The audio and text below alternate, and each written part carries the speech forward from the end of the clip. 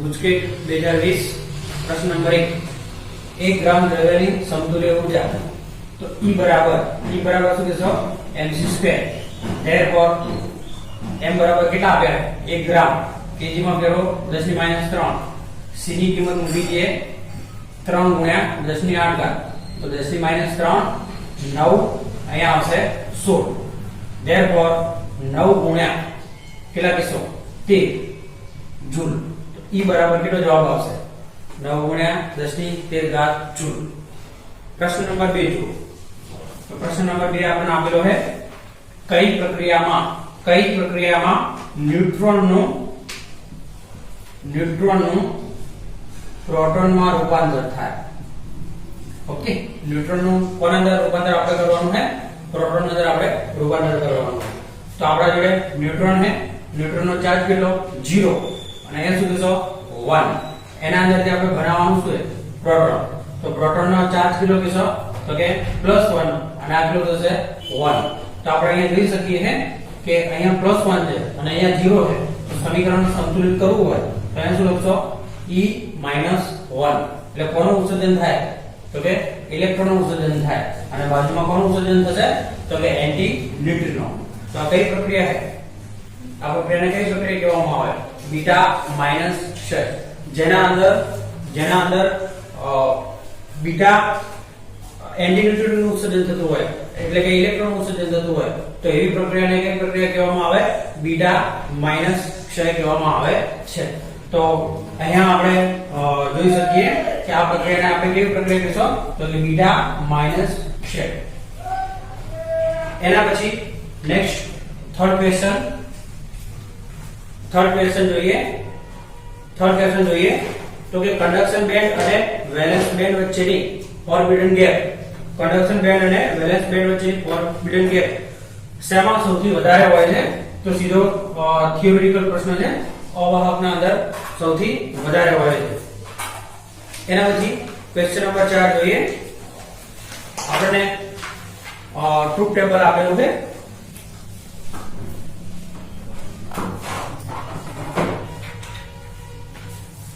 એના અંદર ઇનપુટ અહીંયા આપણે લખીશું આઉટપુટ તો a b અને y અહીંયા આવશે 0 0 0 1 1 0 1 1 આઉટપુટ આપણને આપેલું છે 1 1 1 ને 0 તો આ જે આપણને આઉટપુટ મળે કે બે વખત 0 હોય અને એનું આઉટપુટ આપણને શું મળે 1 પછી 0 1 હોય તો પણ 1 1 0 હોય તો પણ 1 અને બંને ઇનપુટ 1 હોય ત્યારે આપણને આઉટપુટ 0 મળતું હોય ત્યારે આપણે સીધું કહી શકીએ કે જે ગેટ છે એ ગેટ કયો હોઈ શકે તો કે NAND ગેટ હોઈ શકે।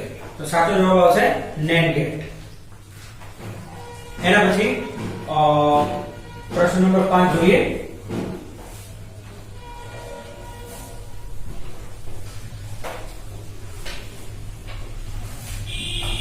प्रश्न नंबर 5 शुद्ध SI स्फटिक में 5 गुणिया 10 ની 28 घात परमाणु पर मीटर क्यूब છે તેને 1 ppm ઘનતા સાથે આર્સેનિક વડે ડોપ કરવામાં આવે છે તો ઇલેક્ટ્રોન અને હોલની સંખ્યા ઘનતા ગણો।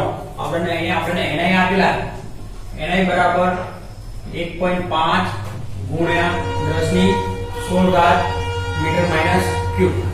ओके तो आपने सिलिकॉन નો જે સ્ફટિક આપ્યો છે इस स्फटिक के अंदर टोटल परमाणु कितना है तो कि टोटल परमाणु है 5 गुणिया 10 ની 28 घात કેટલા है 5 गुणिया 10 ની 28 घात। હવે આપણે એને કીધું છે કે આર્સેનિક પર ડોપિંગ કરવામાં આવે। હવે આર્સેનિક ની કેવી અશુદ્ધિ છે આર્સેનિક ની અશુદ્ધિ છે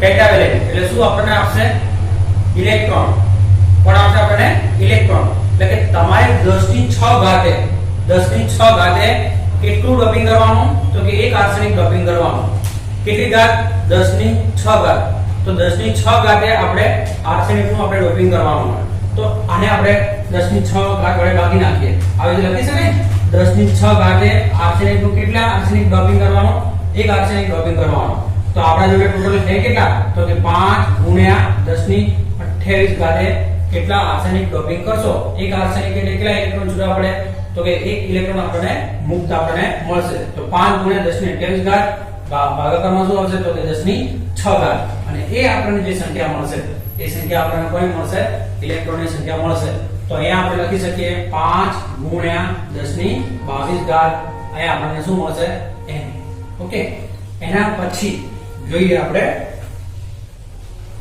શોધવાનું શું છે તો આપણે ઇલેક્ટ્રોન અને હોલની સંખ્યા ઘનતા આપણે ગણવાની છે તો આપણા માટે એક ઇક્વેશન છે ni2 શું કીધું ne nh therefore ni2 કેટલા આપેલા છે 1.5 ગુણ્યા 10 ની 16 ઘાત ni અને એનો શું કરવાનું આપણે સ્ક્વેર તો અહીંયા સ્ક્વેર કરીએ ni આપણને આપેલા છે 5 ગુણ્યા 10 ની 22 ઘાત અને અહીંયા આવશે nh તો આનું તમે સાદુરૂપ આપશો ત્યારે આપણને nh મળશે 4.5 ગુણ્યા 10 ની 9 ઘાત કેટલો મળશે 4.5 ગુણ્યા 10 ની 9 ઘાત જેટલો આપણને જવાબ મળશે સાદુરૂપ આપશો ત્યારે બુકનો બેઠો ઉદાહરણનો દાખલો હોય નંબર 6 પ્રશ્ન નંબર 6 જોઈએ કે ડાયોડમાં ફોરવર્ડ વોલ્ટેજ વધારતા ડેપ્રેશન સ્તરની જાડાઈ તો ડેપ્રેશન સ્તરની જાડાઈ શું થશે ઘટશે બરાબર ફોરવર્ડ બાયસ ના અંદર શું થશે તો કે જેમ વોલ્ટેજ વધશે એમ એની ડેપ્રેશન સ્તરની પહોળાઈ ઘટશે પછી સાતમો જો બહુ લોજિક વાળો પ્રશ્ન આપણે મૂક્યો છે અહીંયા છઠ્ઠા ના અંદર આપણે લખી દઈએ ઘટશે સાતમો પ્રશ્ન આપણે જોઈએ કે સમઘનના કોઈ ખૂણા ઉપર ઘણા બધા વિદ્યાર્થીઓને આ પ્રશ્ન નથી ખબર પડતી તો સમઘનના કોઈ ખૂણા ઉપર q વિદ્યુતભાર આપેલો છે તો તેની કોઈ પણ એક સપાટી પરથી પસાર થતું વિદ્યુત ફ્લક્સ આપણે શોધવાનું છે હવે જો આપણને કોઈ એક ખૂણા ઉપર તો આપણા જોડે આ સમઘન છે આ સમઘન ના કોઈ એક ખૂણા ઉપર આપણને q જેટલો વિદ્યુતભાર આપણને આપેલો છે હવે આપણે જોઈ શકીએ કે આ q ને આપણે સમમિતિ બનાવી હોય તો ટોટલ એની ઉપર એની આગળ પાછળ એમ ટોટલ કેટલા સમઘન ગોઠવવા પડશે તો કે ટોટલ 8 સમઘન ગોઠવવા પડશે અને તમારે કેન્દ્ર બનાવવું હોય સમઘનોનું કેન્દ્ર બનાવવું હોય તો એક ઉપર બે પાછળ બે આ બાજુ બે ઉપર અને બે આ બાજુ તો ટોટલ કેટલા સમઘન તમારે બનાવવા પડશે તો કે 8 સમઘન તમારે બનાવવા પડશે તો 8 સમઘનમાંથી પસાર થતું ફ્લક્સ કેટલું થશે તો કે q/8ε0 કેટલા સમઘનમાંથી 8 સમઘનમાંથી તો 8 સમઘનમાંથી પસાર થતું ફ્લક્સ કેટલું તો કે q/8ε0 પણ અહીંયા આપણે આ જે સમઘન આપેલો છે એ સમઘનના અંદર આપણે જોવા જઈએ તો આ જે વિદ્યુતભાર છે આ આપણને જે વિદ્યુતભાર આપેલો છે એ વિદ્યુતભાર ત્રણ પૃષ્ઠને ઘેરશે કઈ ત્રણ સપાટી ઘેરશે તો એક ઉપરવાળી પછી એક આ બાજુવાળી અને છેલ્લી એક આ ત્રીજી સપાટી આ ત્રણ સપાટી સાથે આ વિદ્યુતભારના લીધે કોઈ પણ પ્રકારનું ફ્લક્સ ઘેરાતો નથી એ cos 90 બનાવતો હોવાના કારણે ખાસ યાદ રાખજો ઉપરની સપાટી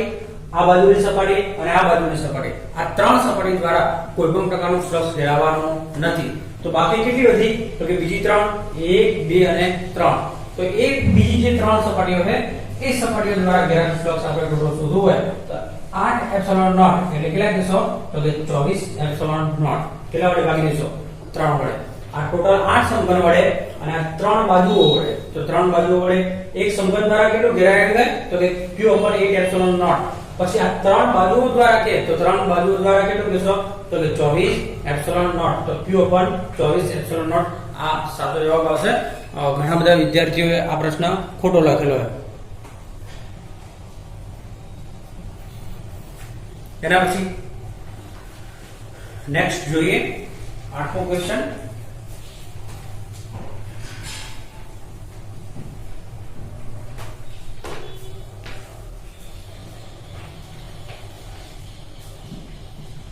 આપણને બે વિદ્યુતભાર આપેલા 10 ની -8 કુલમ અને અહીંયા આપણને આપેલા છે 10 ની -8 કુલમ બંને બીજા જે વિદ્યુતભાર આપેલા આ ધન વિદ્યુતભાર અને આ ઋણ વિદ્યુતભાર આપણને આપેલા એકબીજાથી 0.1 મીટર અંતરે મૂકેલા તો એકબીજાથી કેટલા મીટર અંતરે મૂકેલા છે 0.1 મીટર તો આપણે એના કેન્દ્ર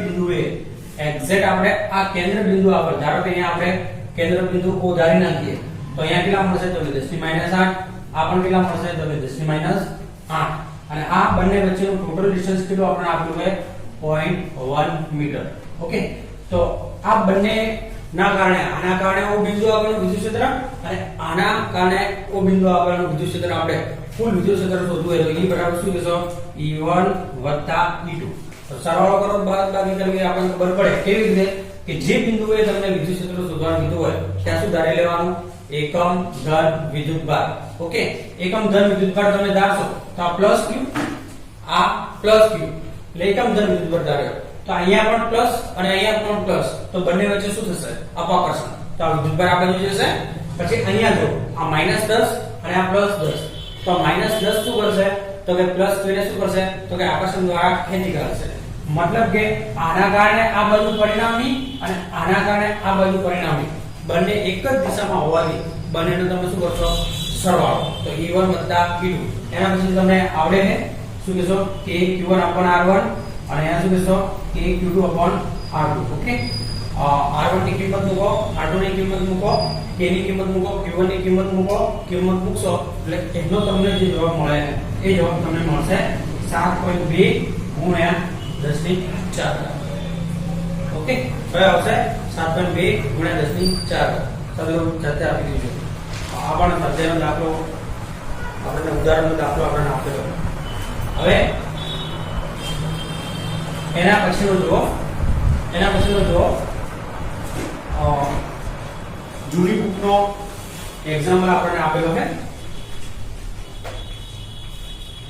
જો અહીંયા આપણે એક સમતલ આપેલું આ સમતલની પૃષ્ઠ આપણને સિગ્મા આપેલી અહીંયા આપણે એક લોલક લગાવેલું છે અને લોલકના દોરીના છેડે આપણે એક ગોળો લગાવેલો છે આ ગોળા ઉપર જે બળ લાગે એ બળ આપણે જોઈએ તો દોરીના અંદર લાગતું બળ એટલે કયું બળ થશે તણાવ બળ આ તણાવ બળ x અક્ષ પર નથી કે y અક્ષ પર નથી એટલે એના બે ઘટકો પાડવા પડશે કયા બે ઘટકો પાડશો તો કે t cos θ અને આ કયો ઘટક પાડશો તો કે t sin θ આ સમતલના કારણે આના ઉપર જે લાગતું બળ છે એ બળ કેટલું છે F બરાબર QE F બરાબર કેટલું થશે QE સમતલના કારણે ગોળા ઉપર લાગતું બળ હવે આપણે સમતોલી દઈએ નીચે કયું બળ લાગશે તો કે નીચે વજન બળ લાગશે mg તો શું લખશો તો કે t sin θ QE અને નીચે આવશે t cos θ અને નીચે શું છે આપણે mg હવે t કેન્સલ થશે તો therefore tan θ તો tan θ શું થશે q mg અને સમતલના લીધે આપણા જોડે ઇક્વેશન છે કયું છે સિગ્મા અપોન 2 એપ્સિલોન નોટ તો સિગ્મા અપોન 2 એપ્સિલોન નોટ હવે epsilon naught constant 2 constant g constant n constant q constant તો શું લખશો સિગ્મા ચાલે છે tan θ આ એનો સાચો જવાબ થશે એના પછી આપણે જોવા જઈએ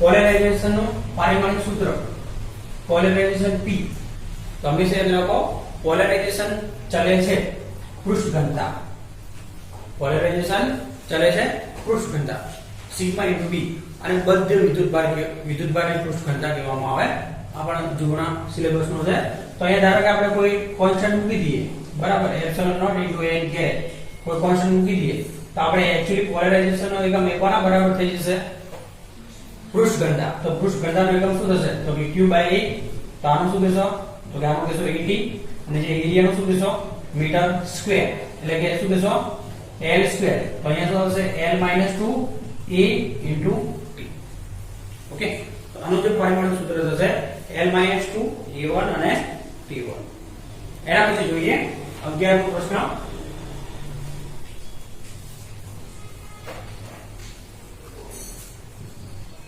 કોઈ પદાર્થની સાપેક્ષ પરમિટિવિટી આપણને આપેલી છે 80 ધારો કે આપણને આપેલો છે 80 તો એની વિદ્યુત સસેપ્ટિબિલિટી આપણે શોધવાની શું શોધવાની છે વિદ્યુત સસેપ્ટિબિલિટી આપણને બુકમાંથી મળી જાય q બરાબર શું કહેશો તો q બરાબર chi e + 1 ઓકે તો k બરાબર કેટલા આપ્યા 80 આપણે 1 + chi e તો chi e બરાબર શું કહેશો 79 આનો સાચો જવાબ આવશે 79 એના પછી 12મો પ્રશ્ન થોડો ઓકવર્ડ પડ્યો છે તમને પણ બહુ ઈઝી હતો જોઈ લઈએ 2 માઇક્રોફેરાડે કેપેસિટન્સ ધરાવતા કેપેસિટરને 50 વોલ્ટના સપ્લાય સાથે જોડેલું છે. ઓકે, પહેલો પ્રશ્ન. 2 માઇક્રોફેરાડેના કેપેસિટન્સ ધરાવતા કેપેસિટરને કેટલા વોલ્ટ સાથે 50 વોલ્ટ સાથે જોડેલું છે અને 3 માઇક્રોફેરાડે કેપેસિટન્સ ધરાવતા કેપેસિટરને 100 વોલ્ટ સાથે જોડેલું છે. હવે બેટરી દૂર કરી સમાન પ્રકારના વીજભાર ધરાવતી પ્લેટોનું સંયોજન કરતા બનતા સંયોજનનો વીજ સ્થિતિમાનનો તફાવત કેટલો થાય?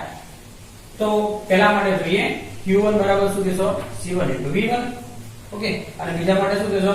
Q2 બરાબર C2 * V2. ઓકે, તો C1 કેટલા આપેલા છે? 2 અને V1 કેટલા આપેલા છે? 50. 2 અને 50 આપેલા છે તો શું કહેશો? 100 માઇક્રો કુલમ. અને અહીંયા શું કહેશો? Q2. તો Q2 આપણને આપેલા છે તો Q2 બરાબર શું કહેશો? 300 અને અહીંયા કેટલા આવશે? 300 માઇક્રો કુલમ. તો ટોટલ ચાર્જ કેટલો થશે? 400 માઇક્રો કુલમ ટોટલ ચાર્જ. તો Q બરાબર કેટલા આવશે? 400 માઇક્રો કુલમ. હવે બંનેનું સંયોજન કરવામાં આવે ત્યારે આપણે એક સૂત્ર યાદ રાખવું પડે. Q1 બરાબર શું કહેશો? Q * C1. જેમ પેલું ત્રિજ્યા આધારિત સૂત્ર હતું ને એવી રીતે Q * C1 અહીંયા હશે C1 + 6. ઓકે, તો બનાવીએ તો Q બરાબર કેટલા છે? તો કે 400. C1 કેટલા આપણને આપેલા છે? તો કે 2 માઇક્રોફેરાડે અને અહીંયા શું કહેશો? 2 × 10⁻6 અને આ પણ કેટલા આવશે? 10⁻6. C1 + C2 તો કેટલા કહેશો? 5 માઇક્રોફેરાડે એટલે કેટલા કહેશો? 10⁻6. તો 10⁻6 કેન્સલ થઈ જશે. ઓકે, એ બંને કેન્સલ થયા પછી શું કહેશો? 5 × 8 = 40 એટલે કેટલા આવશે? 80 અને અહીંયા આવશે 80 માઇક્રો કુલમ. Q1 આપણને કેટલા મળશે? 80 માઇક્રો કુલમ કે 160. 80 દુ 160 માઇક્રો કુલમ. બરાબર ને? આ 80 વધશે અહીંયા અને 80 × 2 5 × 8 = 40 એટલે આ 200 એટલે કેટલા થશે? 160 માઇક્રો કુલમ. આ આપણને Q1 મળશે. હવે Q1 મળી ગયા પછી Q2 આપણે શોધતા આવડે કે ભાઈ Q1 કેટલા છે? 160. ટોટલ ચાર્જ કેટલો છે? 400. તો Q2 તમે ડાયરેક્ટ બોલી શકો. કેટલા કહેશો? તો 400 - 160 કરો તો કેટલા આવશે? 240. કેટલા આવશે? 240 માઇક્રો કુલમ. તો હવે આપણે જોઈ શકીએ તો કે Q1 આપણને મળી ગયો અને Q2 આપણને મળી ગયો. હવે એના પર વોલ્ટેજ ડ્રોપ તો આપણને ખબર છે. વોલ્ટેજ ડ્રોપ કેટલો થાય છે? તો Q1 માટે જોઈએ તો Q1 બરાબર શું કહેશો? C1 V1. તો V1 ને તમે કરતા બનાવો તો Q1 અને નીચે આવશે C1. હવે Q1 કેટલા મળ્યા છે? તો Q1 આપણે મળ્યા છે 160 × 10⁻6 અને C1 આપણે જોડે કેટલા હતા? તો કે 2 × 10⁻6. તો 10⁻6 કેન્સલ થશે તો અહીંયા કેટલા આવશે? 80. તો આ આપણને V1 મળશે 80 વોલ્ટેજ. તો સાચો જવાબ આવશે 80 વોલ્ટેજ.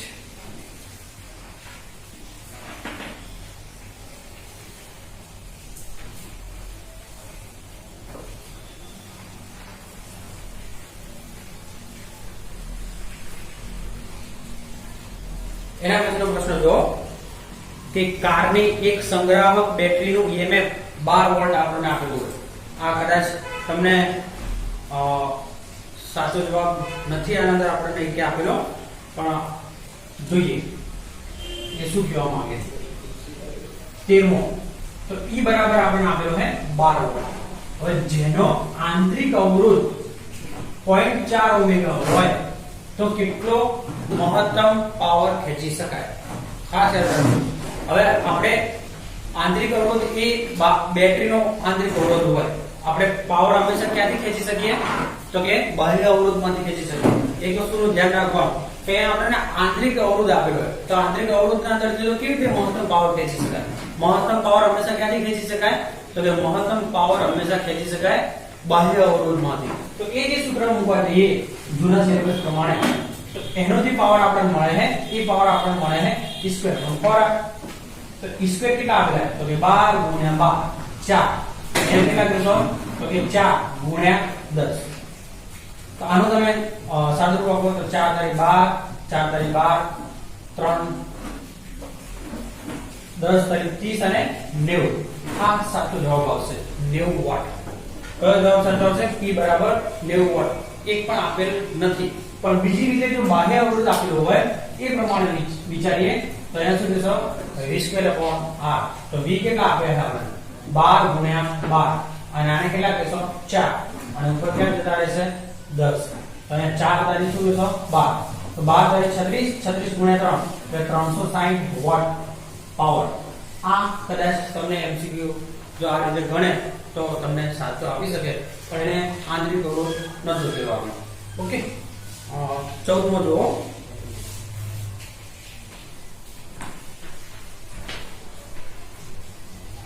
ચૌદમો પ્રશ્ન આપણને આપેલો છે પ્લેટિનમ અવરોધ ધરાવતા થર્મોમીટરમાં રહેલા પ્લેટિનમ તારનો અવરોધ બરફના તાપમાને 5 ઓમેગા અને વરાળના તાપમાને 5.30 ઓમેગા છે. જ્યારે થર્મોમીટરમાં ડુબાડવામાં આવે ત્યારે પ્લેટિનમ તારનો અવરોધ 5.795 મળે છે. તો તેનું તાપમાન ગણવાનું કીધેલું છે. તો બેઠે બેઠો બુકનું ઉદાહરણ આપણને આપેલું છે, હું એ ભણતો નથી. એનો જે જવાબ મળે છે એ જવાબ મળે 345.65 સેલ્સિયસ.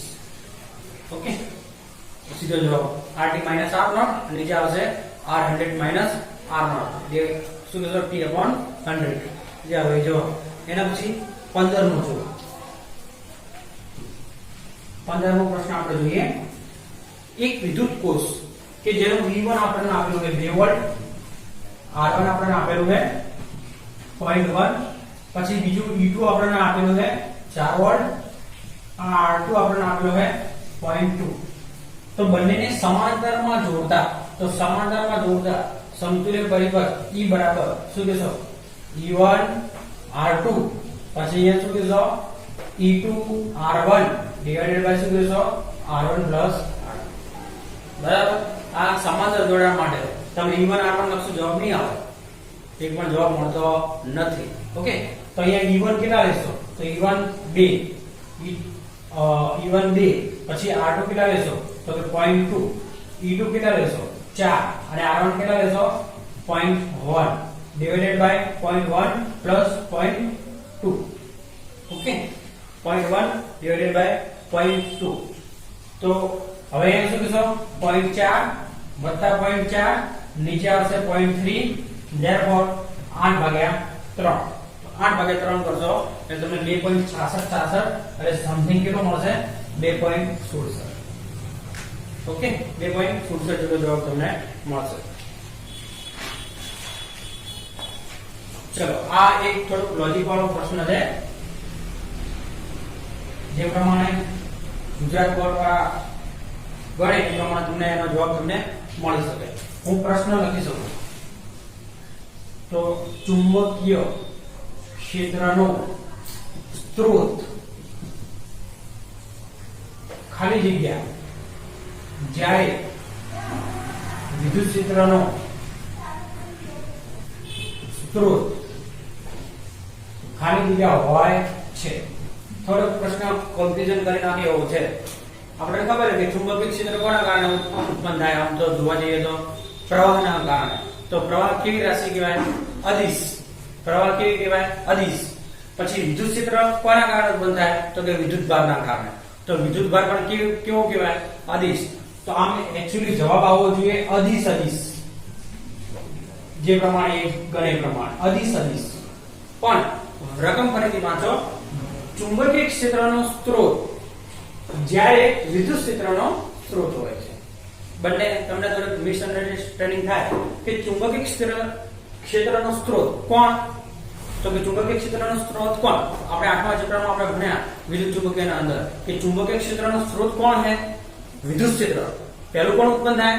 વિદ્યુત ક્ષેત્ર. અને વિદ્યુત ક્ષેત્રના કારણે કોણ ઉત્પન્ન થાય? ચુંબકીય ક્ષેત્ર. મતલબ કે ચુંબકીય ક્ષેત્ર કોના કારણે ઉત્પન્ન થયું? વિદ્યુત ક્ષેત્ર. તો વિદ્યુત ક્ષેત્ર હોય જ્યારે વિદ્યુત ક્ષેત્રનો સ્ત્રોત ખાલી જગ્યા હોય તો એ લખી પ્રમાણે ચુંબકીય ક્ષેત્રનો સ્ત્રોત કોણ હોય? વિદ્યુત ક્ષેત્ર. વિદ્યુત ક્ષેત્ર કેવી રાશિ? વિદ્યુત ક્ષેત્ર કેવી રાશિ? સદિશ. તો અહીંયા જવાબ સદિશ આવી શકે. બરાબર. અને વિદ્યુત ક્ષેત્રનો સ્ત્રોત તો આપણને ખબર છે કોણ છે? વિદ્યુતભાર. તો એ તો પણ કેવો હશે? તો કે અદિશ. તો આ બંને ઓપ્શનમાંથી તમને ગમે તે સાચો જવાબ તમને આપશે. ઓકે, સદિશ અદિશ અથવા અદિશ અદિશ લોજિક પ્રમાણે. અને લખ્યું ચુંબકીય ક્ષેત્રનો સ્ત્રોત વિદ્યુત ક્ષેત્ર હોય જ્યારે વિદ્યુત ક્ષેત્રનો સ્ત્રોત આ હોય. ઓકે, કારણ કે વિદ્યુત ક્ષેત્રના કારણે કોણ ઉત્પન્ન થાય છે? ચુંબકીય ક્ષેત્ર. તમને જે જવાબ આપે તમારે માન્ય રાખવાનો છે. એના પછી